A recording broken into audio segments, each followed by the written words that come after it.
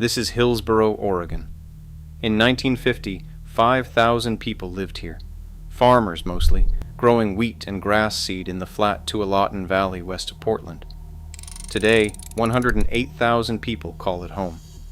Oregon's fifth largest city, the center of what America calls the Silicon Forest.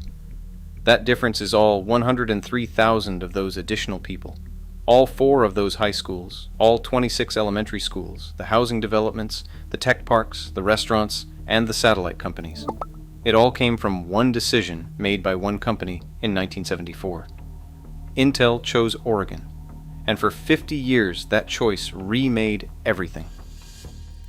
In 1974, Intel broke ground on its first campus outside of California in a small community called Aloha, just west of Hillsboro. The land was flat and mostly empty. There was no particular reason to build a semiconductor fabrication plant here rather than anywhere else. There were no natural resources the industry needed, no existing tech cluster to plug into, and no university pipeline already running. Intel came because the land was affordable, the state was willing, and the workforce could be trained. 2 years later, the company opened Fab 4, its first fabrication facility in Oregon, and began manufacturing semiconductors in a valley that was better known for grass seed than circuit boards. This was the same era when Gordon Moore's foundational prediction, Moore's Law, his observation that the number of transistors on a chip would double roughly every 2 years, was still a relatively new framework for understanding how fast the industry would move. Intel was living proof. Nobody outside the industry noticed. That would change. What's worth noting is that Intel wasn't the Silicon Forest's first act. Tektronix, the Portland-based electronics company that had been manufacturing oscilloscopes and test equipment in Oregon since the 1940s, had already established that the Pacific Northwest could support precision technology manufacturing. When Intel arrived, it was entering a region that Tektronix had spent a generation preparing. Intel inherited that foundation, a workforce that understood clean manufacturing, technical tolerances, and the rhythms of an electronics plant. Then it built something unrecognizable on top of it. Intel did not just open a facility in Oregon. It built the region around itself methodically and over decades, the way a river reshapes a valley, so slowly you forget it is happening until the landscape is completely unrecognizable. From that first 50-acre campus in Aloha, the company expanded west into Hillsboro, eventually constructing the Ronler Acres campus, 560 acres of fabrication facilities, Class 1 cleanroom environments, and research labs that became, by the late 1990s, the largest active construction site in the entire state of Oregon. Those clean rooms, temperature-controlled, pressurized, and filtered to remove virtually every particle from the air, represent one of the most capital-intensive environments in manufacturing. You cannot improvise them. You cannot move them easily. They anchor a company to a place. By 1980, Hillsboro had grown so fast, the city had to open a second high school, just to relieve the overcrowding at the first one. The new school was called Glencoe High. Nobody named it after Intel, but they probably could have. By 1990, the population had hit 40,000, and it was not slowing down. 28 years after that, the city crossed 100,000 people. Oregon's fifth largest city, built in living memory, on land that had grown grass seed. The mechanism behind that growth was simple, and it was powerful. One job at a company like Intel does not just support one family. John Metzler, a continuing lecturer at UC Berkeley's Business School, who spent years teaching Intel in Hillsboro as a textbook case study in how industrial clusters work, explained it this way. One position at a company like Intel generates 4 to 5 additional jobs in the surrounding area. This tracks closely with what economist Enrico Moretti documented in his research on innovation clusters, that high-tech jobs create outsized local employment multipliers compared to almost any other sector. Smaller technology companies formed around Intel's campuses, serving its supply chain and feeding off its talent pipeline. Service businesses followed those companies.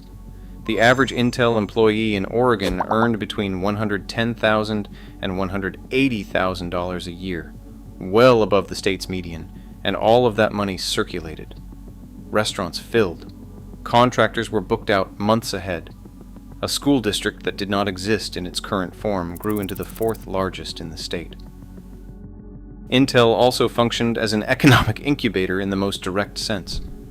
Over 4 decades, the corporation connected itself as a venture funder and as a generator of entrepreneurs to roughly 40 startups, Radisys and QBM.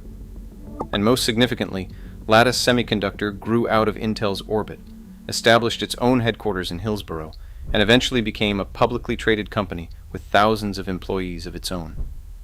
The Silicon Forest wasn't just Intel, it was the organism Intel grew, and that organism kept expanding long after Intel's direct involvement had moved on to the next project. By 2019, the scale of what Intel had built in Oregon was genuinely staggering. The company directly employed 20,000 people in the state. The indirect footprint, jobs that existed because Intel existed, businesses that survived because Intel's workforce needed them, added another 105,000. Total economic dependency, 125,000 livelihoods in a metropolitan region of roughly 2.5 million people, tied to the performance of a single chipmaker headquartered in Santa Clara, California. Metzler used Hillsboro as proof that the model works. A company arrives, puts down roots, generates talent, generates companies, generates wealth, and becomes so embedded in a place that the idea of leaving is practically theoretical. His students learned it as a success story.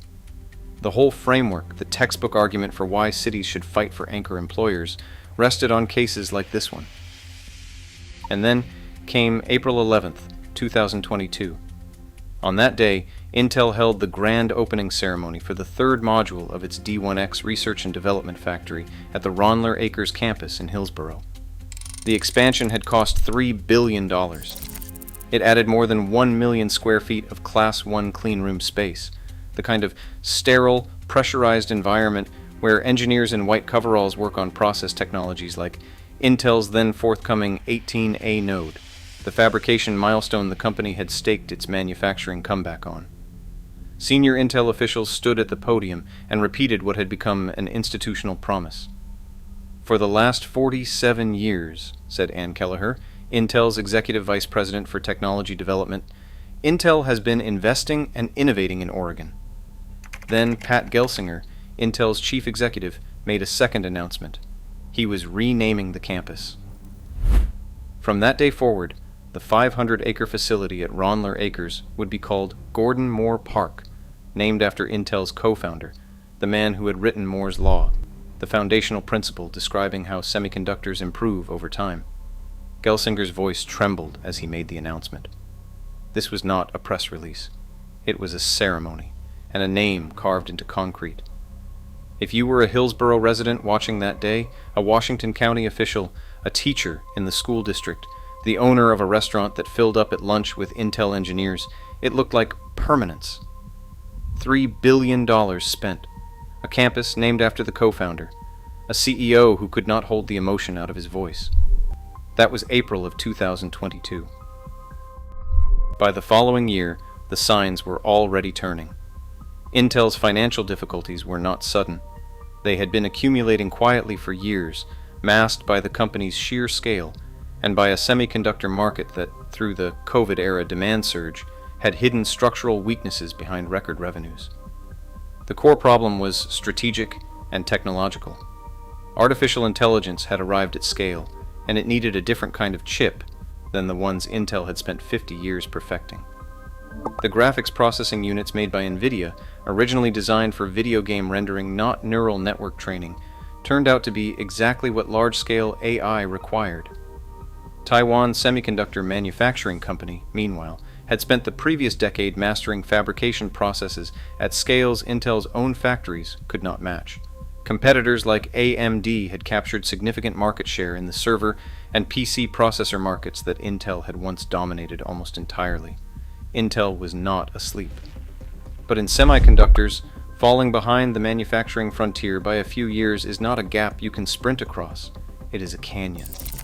In August of 2024, Intel announced it would eliminate 15,000 positions globally as part of a $10 billion cost reduction plan. 1,300 of those cuts were in Oregon. That number was absorbed as significant but manageable. Intel still employed close to 20,000 people in Washington County. A reduction of that size was serious, but the company remained Oregon's largest private employer by a wide margin. What came next was harder to process. In October of 2024, Intel reported its third quarter results. The company recorded a loss of $16.6 billion in a single quarter.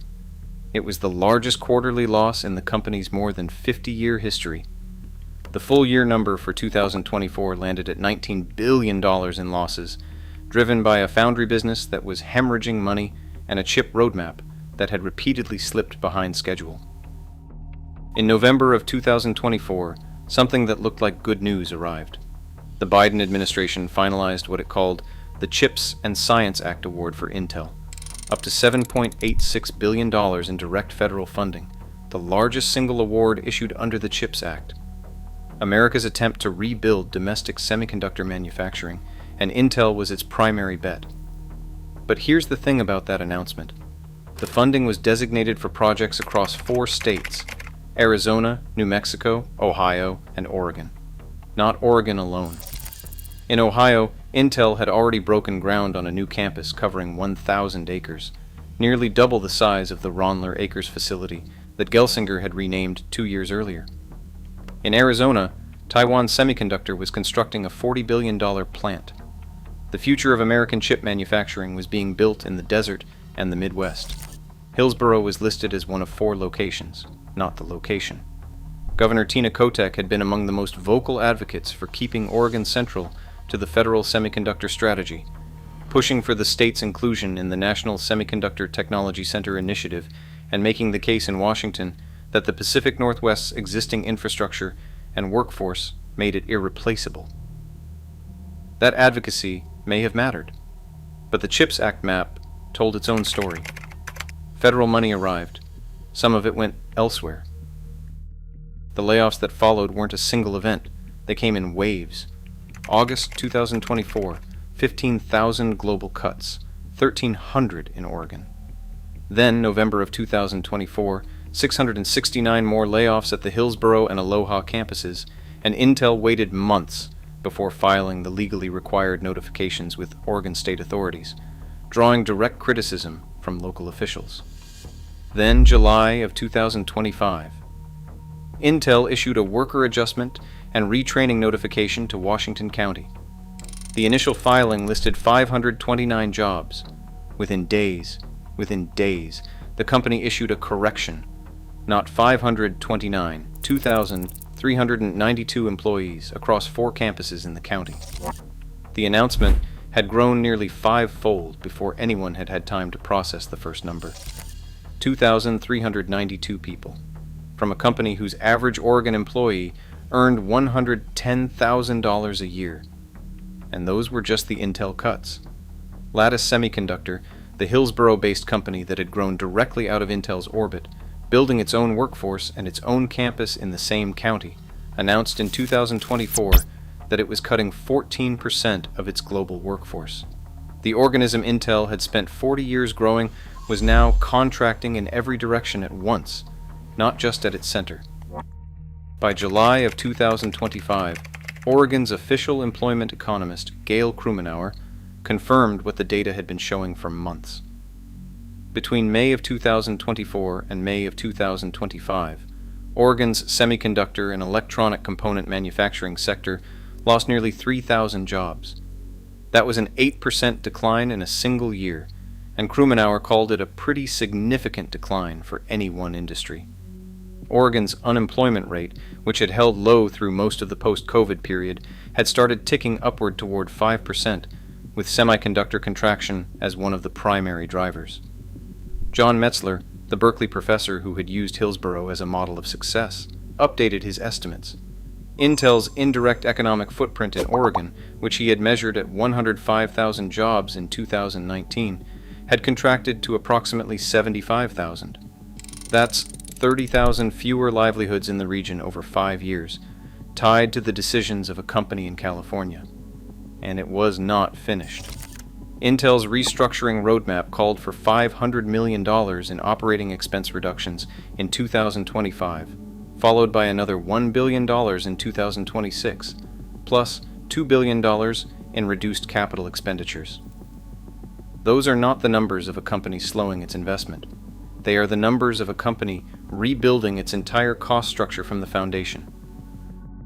The tax picture underneath all of this had been complicated long before the layoffs began. For 15 years, Intel had operated under Washington County's Strategic Investment Program, a tax arrangement that granted significant property tax abatements in exchange for the company's continued capital investment.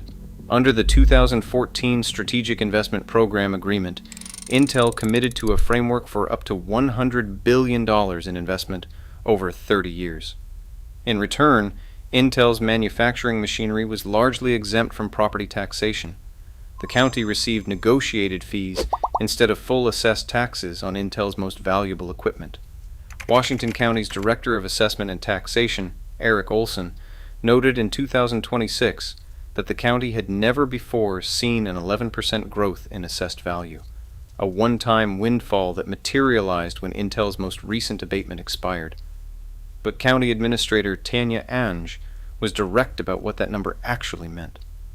Revenue from property tax, she wrote, was not aligned with the level of service that the growing community was expecting. 15 years of reduced taxes, 15 years of a county and a school district that had grown to serve 108,000 people, on revenues structured for a much simpler relationship with their largest employer. The school district tells part of that story on its own. Hillsboro School District, the fourth largest in Oregon, with 20,000 students across 26 elementary schools, 4 middle schools, and 4 high schools, had operated for decades in a county where semiconductor tax arrangements constrained funding. More than $1.2 billion in property tax revenue had been redirected away from schools and local services through semiconductor and data center tax incentive programs since the Strategic Investment Program began. Glencoe High School, the school the city had to build in 1980 because Intel had filled Hillsboro so fast, cut 17 days from its school year in 2003 because the district couldn't afford to stay open. The city Intel built could not always afford to educate the children of the people Intel employed. There's one final element to this story that's difficult to categorize. As part of the CHIPS Act agreement finalized in late 2024, the United States government took an equity stake in Intel, $8.9 billion, representing approximately 10% ownership of the company. This equity move was unusual for the federal government. The government does not typically buy ownership positions in private chip makers. Economists who follow the industry have described the move as worrying, a signal that Intel's problems had reached a severity that a grant program alone could not address.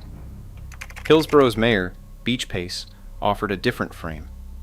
Intel's role in the semiconductor economy, combined with new federal investment still arriving in the region, could mean that Hillsboro and Intel would once again play a critical role. Pace said, "Our job is to make sure we do not take that for granted. Do not take it for granted." In a city that organized its entire existence around a single company for 50 years, that built its population, its tax base, its schools, its satellite industry, its identity, and its physical shape around the decisions made in Santa Clara, that phrase lands with a particular weight. Hillsboro in 1950 had 5,000 people, and some of the most productive agricultural land in the Pacific Northwest, grass seed and wheat and nursery stock. What it had, in other words, was independence. A community that grows its own food does not need a patron. It needs rain and soil and time. What it got instead was Intel. And for 50 years, Intel was everything: the employer, the incubator, the tax base, the reason 4 high schools exist where one was enough, the reason the population grew to 20 times what it had been, the reason the whole county rebuilt itself around the needs, the rhythms, and the capital cycles of a chipmaker from California. Pat Gelsinger flew to Oregon in April of 2022 and renamed a campus after Gordon Moore, the man behind Moore's Law, with a voice he could barely steady. He cited 47 years of investment. He opened a billion-dollar clean room. And 2.5 years later, Intel posted the largest quarterly financial loss in its history and began dismantling its Oregon workforce in waves, each one larger than the last. John Metzler used to walk into his classroom at Berkeley and put Hillsboro on the board as evidence that economic clusters work, that anchor employers are worth fighting for, that a single, well-placed company can transform a region across generations. He still uses Hillsboro as a case study. The lesson has changed. Hillsboro is not Gary, Indiana. It is not going to empty out next year.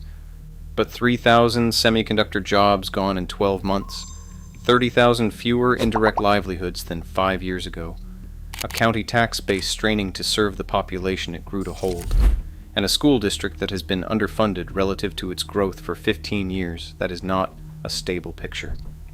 And sitting at the center of it all is a campus on Ronler Acres, 500 acres of the most advanced semiconductor research infrastructure in North America, now bearing the name of a man who died in 2023, named in an emotional ceremony by a CEO who was gone from the company by 2024, in a city that is still working out exactly what it was promised and exactly what it is owed. In 1950, Hillsboro had 5,000 people and some farmland. It took Intel 50 years to build something from that. It is taking considerably less time to undo it.